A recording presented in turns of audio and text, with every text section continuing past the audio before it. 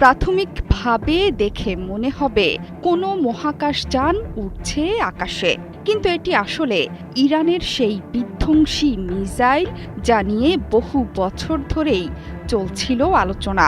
রাতেই যেই মিসাইল উৎক্ষেপণ করেছে ইরান, তেহরানের আকাশসীমা পেরিয়ে উড়ে যাচ্ছে ইসরায়েলে।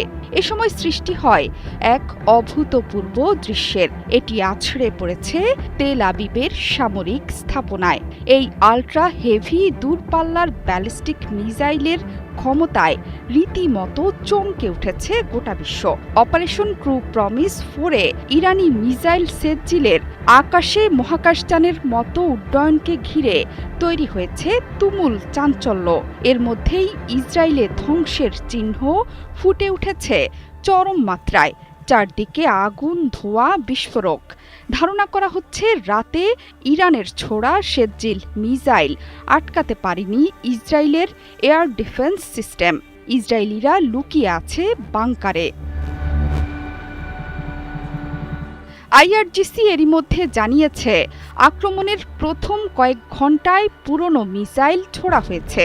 এরপর রাতে ছোড়া সেজ্জিলে ইরানের অবিশ্বাস্য মিসাইল ভান্ডারের প্রথম মহাশক্তিশালী মিসাইল হিসেবে আছড়ে পড়ে ইসরায়েলে। ইরানের সেজ্জিল মিসাইল সবচেয়ে নির্ভুল এবং শক্তিশালী কৌশলগত অস্ত্রগুলোর মধ্যে একটি।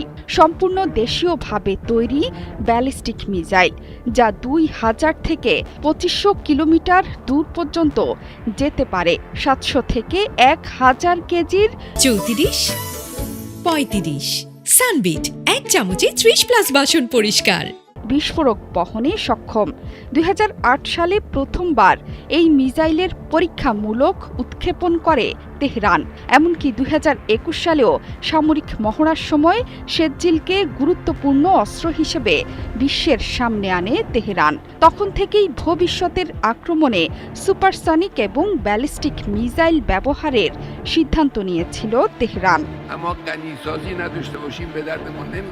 ইরান যে শুধু সেজ্জিল দিয়ে ইসরায়েলে ধ্বংসযজ্ঞ চালাচ্ছে তা কিন্তু নয়।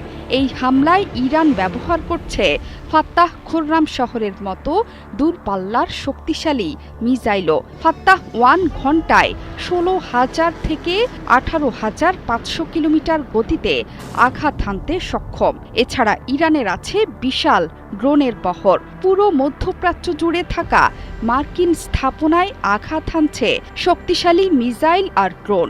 সব জায়গা থেকেই আসছে হতাহতের খবর। এর মধ্যেই ইসরায়েলে ধ্বংসযজ্ঞের ভিডিও ছড়িয়ে পড়েছে সামাজিক মাধ্যম থেকে গণমাধ্যমে। চারদিকে ধোঁয়া, আগুন, বিস্ফোরণ। 24 ঘণ্টায় সক্রিয় আকাশ প্রতিরক্ষা ব্যবস্থা। তা সত্ত্বেও দমানো যাচ্ছে না ইরানের মিসাইল বহরকে। শনিবার রাতে ইরানের চালানো মিসাইল হামলার আঘাতে একজন ইসরায়েলির মৃত্যুর খবর পাওয়া গেছে। আহত হয়েছেন আরও 20 জন। এই তথ্য নিশ্চিত করেছে ইসরায়েলের জরুরি সেবা সংস্থা মেগান ডেভিড আদম। এছাড়া মধ্যপ্রাচ্যে মার্কিন ঘাঁটিগুলো লক্ষ্য করে অনবরত আঘাত হানছে তেহরান। আয়াতুল্লাহ আলী খামেনির মৃত্যুর পর নতুন শক্তিতে এগিয়ে যাচ্ছে আইআরজিসি বাহিনী। জোহরা চৌধুরী সেতু, 71।